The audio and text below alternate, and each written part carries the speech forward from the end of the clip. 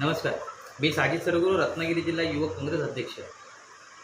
आज पत्रकार परिषदेचा बेसिक मुद्दा म्हणजे की गेल्या वेळी आपण नगरपालिके क्षेत्रात असणाऱ्या पाणी पुरवठा विभागासंदर्भात आपण आवाज उचलला होता आणि जॅकवेल रिगार्डिंग आपण एक मुद्दा ठेवला होता की ज्या पद्धतीचा जॅकवेल किंवा ज्या पद्धतीचा पाणी पुरवठा होत नाही लोकांना किंवा दुष्परिणाम जो होत आहे पाण्यासाठी, तर त्या कारणामुळे आपल्याला एक जॅकवेलची स्थापना केली पाहिजे आणि असणाऱ्या त्या अवतीभोवतीचे जेवढ्या भागात राहणारे लोक आहेत त्यांना पाणी पुरवठा सुरळीत झाला पाहिजे.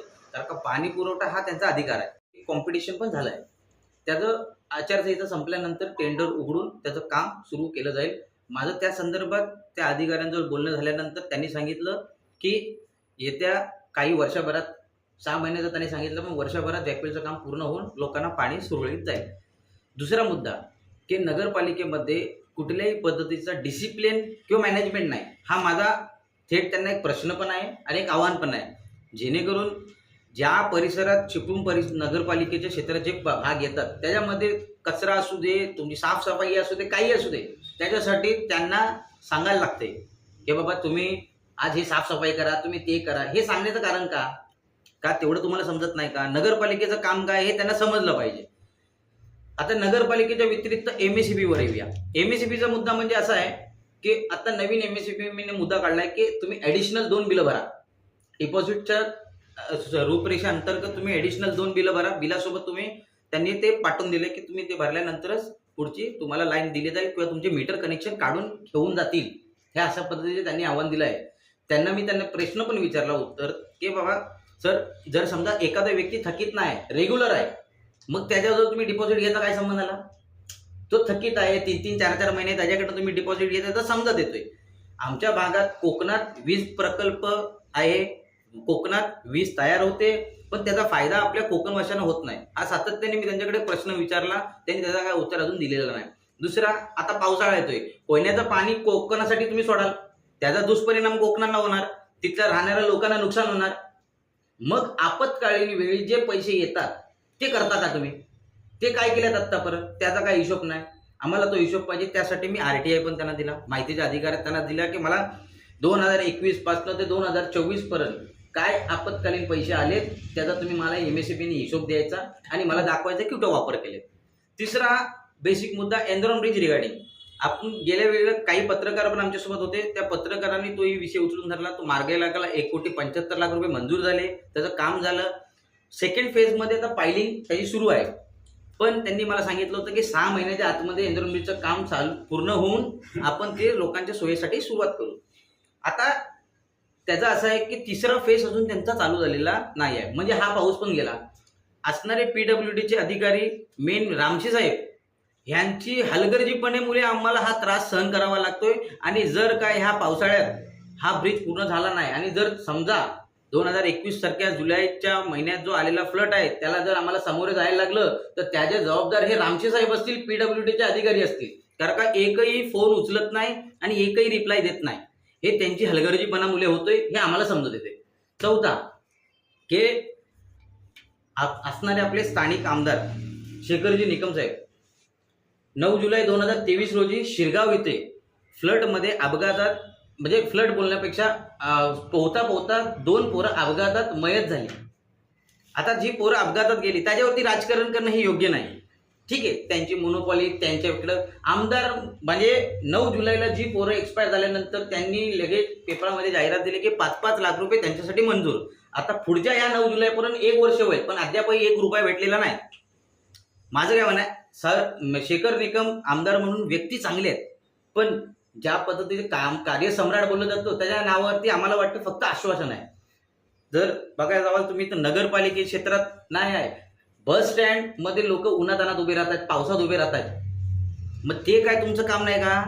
भाजी मंडळी सोडून लोक रस्त्यावर बसतायत, ते काम आमदाराचं नाही का? मी त्यांना आरोप नाही करत आहे, माणूस म्हणून व्यक्ती चांगले आहे, पण काम मला दिसत नाही. मला हे कामं झाली पाहिजेत. हे का माझ्या वैयक्तिक आहेत काय? मच्छी मार्केटची लोक इथं रस्त्यावर बसतायत, त्याचा दुष्परिणाम होतोय. मटन मार्केटचं पाणी रस्त्यावर येतंय. हे कोण बोलणार? हे कोण करणार? हे माझे प्रश्न आहेत सगळे, आणि हे प्रश्न मी आज तुमच्यासमोर मांडलेत. MSEBीचा पण विषय ह्यांनी घेऊन बसला पाहिजे. तुम्ही आता अधिवेशनात कितींदा विषय मांडला हा आम्हाला दाखवून द्या एकदा तरी. आमदारांचं काम काय आहे की अधिवेशनमध्ये आज आम्हाला त्रास होतोय त्याचा. आज जो व्यक्ती 8,000 रुपये कमवतोय त्याला 3,000 रुपये बिल भरणं शक्य आहे का? 2,000 रुपये तुम्ही बोला ना, तुम्ही बोलत का नाही? तुम्हाला जर कुठं त्रास असेल आम्ही आहो ना, आमच्या मतदान आम्ही आमच्या क्षेत्रात राहणाऱ्या जेवढ्या लोकांनी जो मतदान केलंय त्यांच्या अधिकार अंतर्गत आम्ही बात बोलतोय की आज जर तुम्हाला तिथं कमी पडली तर आम्ही तुमच्यासाठी रस्त्यावर बसू, तुम्ही आम्हाला सांगा. पण अशी वेळ आणू नको की तुमच्या मुले आम्हाला रस्त्यावर बसायला लागेल. ही वेळ आणू नका, ही आमची रिक्वेस्ट आहे. आम्ही त्याच रिगार्डिंग आम्ही आज ते तुम्हाला मुद्देसूर बोलतोय. मला एकही मुद्दा असा नाही बोलायचा आहे की हे काय आहे ते काय आहे. मला जे बेसिक मुद्दा आहे ते घेतलंच पाहिजे आणि हे केलंच पाहिजे. ज्या पद्धतीत नगरपालिके क्षेत्रात आता काही पत्रकार आहेत जी लोक पत्रकारिता सोडून पण आपल्या स्तरावरती काम करतात की लोकांची गैरसोय नको होऊ दे, की बाबा आज मला पुढे येऊ दे. ते पत्रकार आहेत म्हणून असं करत नाही ते. आज आमच्या चिपळूणची सभ्यता आहे, कोकणाची सभ्यता आहे की बाबा शांत स्वभावाने राहणारी व्यक्ती म्हणून आज सगळं एकदम शांत आहे. आज तुम्ही ज्या भागात बसलाय, ज्या काँग्रेसच्या ऑफिसमध्ये बसलाय त्या भागामध्ये आज 20 वर्ष झाली ड्रेनेजचा प्रॉब्लेम आहे.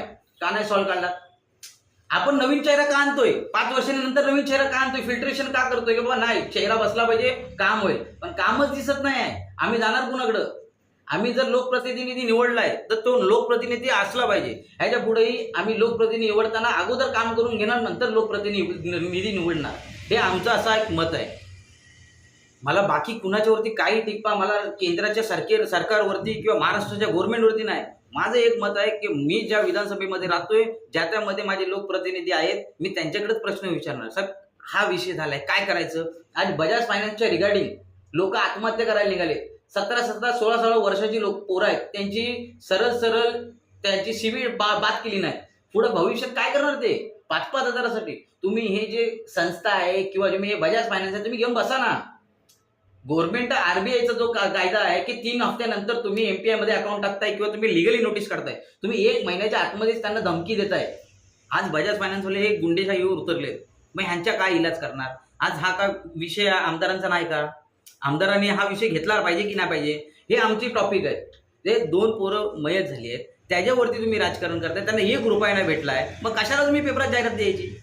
तुम्ही देऊ नका ना जाहिरात, पहिले द्या आणि नंतर जाहिरात द्या. आम्हाला काही वाद नाही, पण ज्या पोरांना मयत झाली आहे त्यांच्यावरती राजकारण करणं योग्य नाही, हे माझं मत आहे. हे कुठंतरी तुम्हाला असं वाटत असेल की बाबा मला काही घेणं नाही, माझं स्पष्ट मत आहे. ह्यांच्या समोर जर मुख्यमंत्री पण बसले तरी मी प्रश्न विचारणार. माझा तो अधिकार आहे, मला संविधानाने दिलाय आणि माझं असंच काम आहे. जो काम नाही करणार मी त्याला विचारत राहणार. तेव्हाच त्यांना समजत येतो की बाबा हो आता मी जातोय, लोक आली आहेत, आता काहीतरी थोडे पावडी मारली पाहिजेत. अरे 8-8 फुटाची गटार आहेत, 1-1, 2-2 फुटावर आली आहेत. तुम्ही काय काम करताय? कुठली पद्धत राबवताय? मला ती समजा. मॅनेजमेंट काय मिसमॅनेजमेंट आहे तुमचा. तुमच्या मॅनेजमेंटमुळे लोकांना त्रास होतोय. मॅनेजमेंट हा फॅक्टर. कुठलाही तुम्ही बिझनेस करा, कुठलाही काम करा, त्याच्यामध्ये मॅनेजमेंट नसेल तर कायच नाही. आता पावसाळा आला, तुम्ही याला तर बसाल, मग आपत्कालीन सेवेसाठी काय करायचं? अरे आपत्कालीन सेवेसाठी तुम्ही काय करताय? तुम्ही लोकांच्याकडे सजेशन घेण्यापेक्षा तुम्ही 1 महिना अगोदर याची तयारी केली पाहिजे. पाऊस येतोय, मग आपल्याला काय करायचंय? 1 महिन्या अगोदर तुम्ही तो बसवला पाहिजे. आता काल तुम्हाला एक सांगतो, मी पेपरात जाहिरात दिली कुठली की ज्या फांद्या जे झाडं च्या आतमधनं वायरी गेल्या आहेत ते तुम्ही झाडाचे फांद्या मारा. काल संध्याकाळी मीटिंग लावली, तिकडे MSEBचे अधिकारी आणि नगरपालिकेचे अधिकारी बसले.